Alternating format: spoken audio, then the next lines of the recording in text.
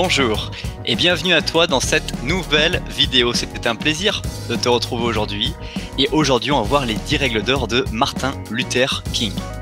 Alors dans cette vidéo, tu vas découvrir 3 choses. Brièvement, qui je suis, qui est et était Martin Luther King. Et enfin, les 10 règles d'or de Martin Luther King. Reste très attentif jusqu'à la fin de cette vidéo, puisque j'aurai un petit cadeau à te remettre dès la fin de cette vidéo.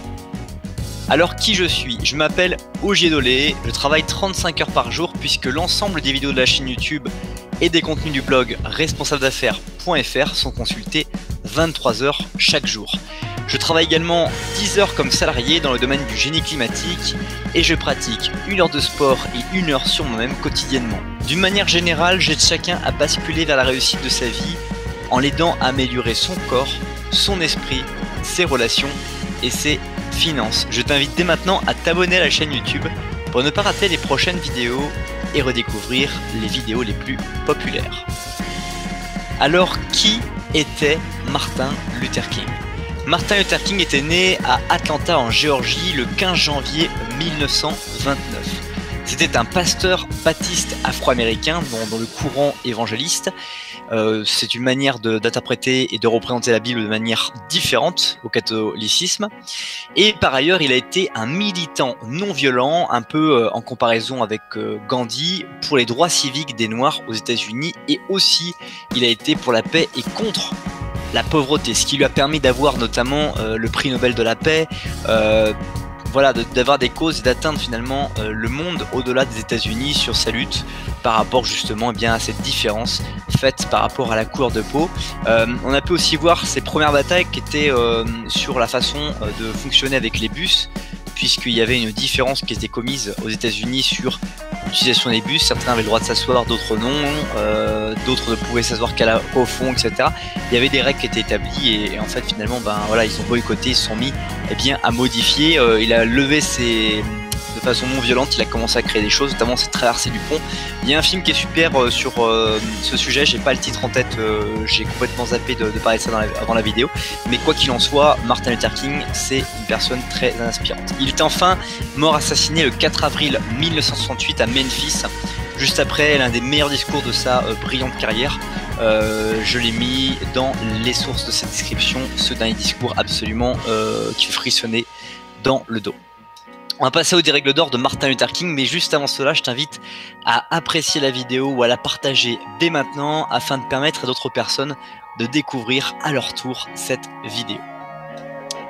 Alors, quelle est la première règle d'or de Martin Luther King? Sa première règle d'or, c'est de croire en vous-même. Il n'est absolument pas possible que vous puissiez réussir quelque chose et tu ne peux pas réussir quelque chose si tu ne crois pas déjà en toi-même. Et tu le sais, la confiance, croire en soi-même, c'est une histoire de confiance et la confiance, se modifie, n'est jamais similaire et un matin on va se réveiller parfois avec un niveau de confiance inférieur au niveau de confiance qu'on avait en se couchant la veille. On ne sait pas ce qui s'est passé, simplement notre représentation, notre imagination par rapport à notre sensation corporelle, notre intuition fait que nous sentons de manière complètement différente.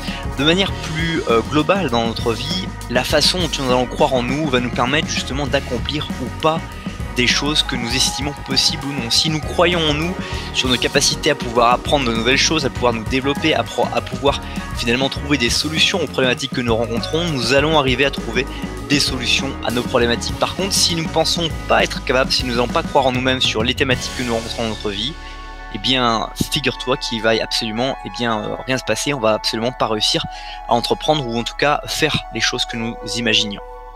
Deuxième règle d'or, c'est soyez courageux.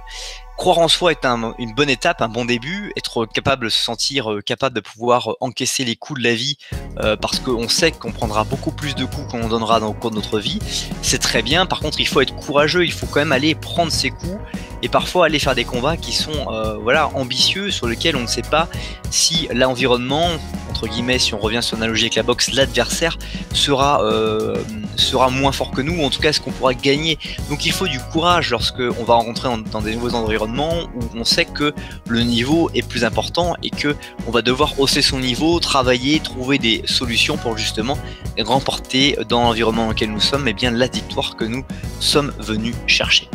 Troisième règle d'or, c'est battez-vous pour vous-même. Il n'y a personne qui va pouvoir vous battre pour vous-même, il n'y a personne qui porte la vision que vous avez de ta vie, il n'y a personne finalement qui va se battre pour toi. Seulement peut-être ton partenaire de vie, tes enfants, éventuellement tes parents, mais même le niveau de combativité qu'ils vont avoir ne va être que très limité par rapport à l'ensemble des responsabilités que tu as dans ta vie. Tu es un responsable de plein de choses et c'est génial d'être responsable, mais il faut se battre contre soi-même pour pouvoir justement aller plus loin, vouloir plus, vouloir mieux et surtout devenir quelqu'un qui apporte plus de valeur. C'est ça, pas avoir forcément des biens matériels, c'est peut-être la cerise sur le gâteau, mais comment je peux être quelqu'un qui apporte davantage de valeur, comment je peux incarner une personne qui est plus moi, qui est vraiment moi, qui apporte de la valeur dans les environnements dans lesquels je me trouve, dans quels environnements je dois me trouver pour permettre aux gens justement de leur apporter des choses qu'ils n'ont pas encore et qu'ils attendent pour justement mieux comprendre éventuellement la vie ou surtout pour pouvoir répondre à une situation qui est difficile pour eux de répondre. Quatrième règle d'or, c'est continuer à bouger. On le sait, le corps en mouvement, c'est parfait. Par contre, rester statique, rester ici et là ne nous permet pas de pouvoir voyager, voir des choses et surtout finalement être dynamique, se remettre en question, s'interroger. Et quand on marche, même quand on fait une balade comme ça, on a plein de pensées qui nous viennent à l'esprit. C'est une marche un petit peu méditative quand on se met à marcher dans la rue ou ailleurs. Et le mouvement, en fait, c'est la vie. C'est en marchant que nous amenons les idées, que nous découvrons les idées, que nous voyons les choses. Mais lorsque nous restons statiques, les idées sont beaucoup moins mouvantes. On a l'impression que les choses sont stagnées, que très peu de choses bougent. Donc il faut que tu continues à bouger, surtout dans des environnements dans lesquels tu ne maîtrises pas, tu n'es pas forcément reconnu et dans lesquels tu as une place à te faire, parce que c'est ainsi que tu vas élever ton niveau de vie et que tu vas trouver des solutions à un comportement, à un environnement, à des personnes que tu ne connais pas encore. Cinquième règle d'or, c'est suivez votre morale. Nous avons tous une morale et tu as une morale par rapport à ton système de valeurs, ton système de vie, la représentation que tu te fais du monde entier. Et parfois, certaines personnes vont essayer de dicter leur propre morale dans des conditions, des situations. Et c'est dommage parce que parfois, je vois d'autres qui vont oublier leur propre morale pour écouter une morale qui n'est pas la leur et qui va finalement les paralyser dans leurs résultats et leur faire diminuer la valeur qu'ils peuvent apporter, alors qu'en fait, leur valeur demandait juste qu'à être poussée pour qu'ils puissent l'apporter encore plus avec une confiance qui soit augmentée. On l'a vu tout à l'heure, croire en soi-même est la première étape, mais aussi il y a parfois des gens qui vont croire en vous-même directement, qui va arriver, qui vont te dire écoute, j'ai confiance en toi, je sais que tu sais faire ton boulot, j'ai pas à te venir t'apprendre des choses, je pense que tu connais même plus de choses et c'est toi qui aurais des choses à m'apprendre, donc je te laisse libre champ et je me tiens à disposition si il y a besoin de faire de t'accompagner sur certains sujets sur lesquels tu as besoin de moi. Et ça, cette morale, de laisser les gens suivre leur propre morale, ça va te permettre de justement consolider des personnes dans leur rôle et leur permettre justement d'être encore plus en harmonie avec ce qu'elles sont et ce qu'elles doivent faire. Sixième règle d'or, c'est agissez maintenant. Vous avez une idée, tu as une idée et j'imagine que très souvent tu la laisses filer, tu ne la notes pas, tu ne la mets pas en pratique, tu n'en parles pas à personne et finalement cette idée, qu'est-ce qui se passe ? Tu vas parfois l'avoir plusieurs fois au cours des mois qui vont arriver, plusieurs fois au cours des années qui vont arriver. Mais si dans un an tu n'as pas encore mis en application ton idée, c'est-à-dire que ton idée était très bonne puisqu'elle est vraiment importante pour toi, puisque tu y penses régulièrement, mais que tu n'as rien fait et que du coup finalement tu as perdu un an de pratique, un an d'expérience que tu aurais pu avoir en exploitant ton idée, en mettant en place des actions régulières, quotidiennes, dans tes routines, de façon à justement mettre en place ton idée. Septième règle d'or, c'est soyez déterminé à atteindre l'excellence. Comment peux-tu être davantage excellent que tu ne l'es aujourd'hui? Qu'est-ce qu'il te manque? Qu'est-ce que tu observes dans ton comportement, dans la routine que tu as aujourd'hui? Qu'est-ce qui te manque pour justement atteindre encore plus d'excellence, pour être encore plus excellent, pour être encore plus intéressant et pour apporter surtout par ton excellence beaucoup plus de valeur? Comment peux-tu être déterminé? Après, c'est déjà trouver ce qu'on veut.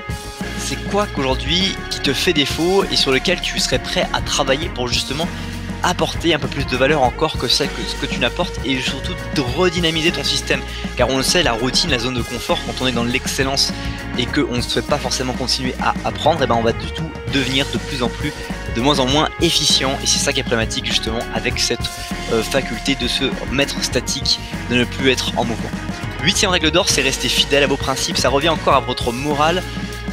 Vous avez des principes, vous faites des choses, vous ne faites pas des choses, ne vous forcez pas à faire des choses que vous ne voulez pas faire, dites non et laissez aux autres le soin de faire ce que vous ne souhaitez pas faire, parce que eux peuvent peut-être l'accepter, parce que vous avez des principes à respecter et vous n'avez pas à ne pas respecter vos principes, parce que du coup vous allez après devenir dans l'embarras d'une chose que vous ne vouliez pas faire. Et aussi, ce qui va être problématique par ailleurs, c'est que du coup vous allez vous mettre à culpabiliser, et donc vous allez diminuer votre capacité à être vous-même, parce que vous allez avoir des interférences qui vont vous dire j'ai fait ça et c'était vraiment pas bien, et du coup vous allez culpabiliser, voilà. Et c'est pas très agréable de culpabiliser lorsque on veut être efficient, qu'on veut apporter beaucoup dans sa vie, et qu'on veut surtout être ce que la meilleure version de nous-mêmes, et donc être la personne la plus agréable. Et pour cela il faut justement bien avoir et respecter ces principes quotidiennement pour ne pas justement avoir de culpabilité sur des sujets. 9e règle d'or, c'est rester debout pour quelque chose. Pourquoi tu peux rester aujourd'hui debout? Qu'est-ce qui te stimule? Qu'est-ce qui te motive? Qu'est-ce qui fait aujourd'hui que tu vas aller commencer ta journée, que tu vas continuer à travailler dans ta journée, que tu vas continuer à chercher des résultats, à chercher finalement à améliorer ce qui doit être amélioré dans ta vie? Pourquoi tu vas faire les choses? Pour qui tu le fais éventuellement, c'est une bonne chose, mais pourquoi tu fais ces choses? Le pourquoi, c'est d'ailleurs le livre de Simon Sinek qui parle de commencer par le pourquoi. Pour lui, c'est par là qu'il faut commencer. Pourquoi êtes-vous ici?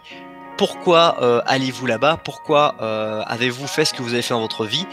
Tous ces pourquoi que vous avez choisis sont des puissantes raisons qui vous nourrissent. Plus vous avez un pourquoi qui est fort, c'est-à-dire plus vous savez pourquoi vous faites les choses, et mieux vous allez réussir à vous diriger vers ces choses de façon facile. Donc tu n'as qu'à savoir pourquoi tu es ici et pourquoi tu fais les choses. 10e règle d'or, c'est avoir un rêve. On connaît tous ce fameux discours de Martin Luther King dans lequel il dit « I have a dream ». Et cette vision qu'il avait, c'était pourquoi il faisait les choses d'ailleurs aussi. Il savait pourquoi il faisait les choses, c'est parce qu'il avait ce rêve où il y avait une égalité entre les hommes et les femmes, une égalité entre les personnes qui venaient d'origines entièrement différentes dans un lieu précis. Et ce rêve-là était plus fort que sa propre existence, plus forte finalement que tout, et lui permettait d'apporter beaucoup de valeur à toutes les personnes qui croyaient comme lui, et de rendre finalement possible l'impossible. Les gens qui n'espéraient pas, qui ne pensaient pas que c'était possible, et bien avec sa vision, avec sa capacité à communiquer, il s'est mis petit à petit à avoir un rêve. Et quel est toi le rêve que tu as qui va te permettre d'avoir un pourquoi fort? Quel est ce rêve que tu as envie de vivre? Quelle est cette chose que tu veux vivre? Comment tu veux être dans le futur? Quel est le meilleur toi que tu puisses être dans le futur? Et comment tu vas pouvoir apporter avec ce toi de la valeur extraordinaire aux gens partout autour de toi? C'est déjà la fin de cette vidéo. Merci beaucoup pour le temps que tu as consacré à la regarder. Je t'invite à nouveau à t'abonner à la chaîne YouTube dès maintenant, à écraser le petit pouce bleu, et en remerciement du temps que tu as consacré à cette vidéo, je te l'ai promis au démarrage de la vidéo, je t'invite à télécharger dès maintenant 7 défis anti-routine. Ça se trouve juste dans la description en bas de cette vidéo. Et si toutes ces étapes sont déjà remplies, je t'invite à découvrir à gauche de l'écran tout de suite la dernière vidéo de la chaîne YouTube, et à droite l'une des vidéos sur laquelle tu portes actuellement une petite sensibilité. C'est YouTube qui le dit. Passe une très bonne suite de journée et je te dis à bientôt pour une prochaine vidéo.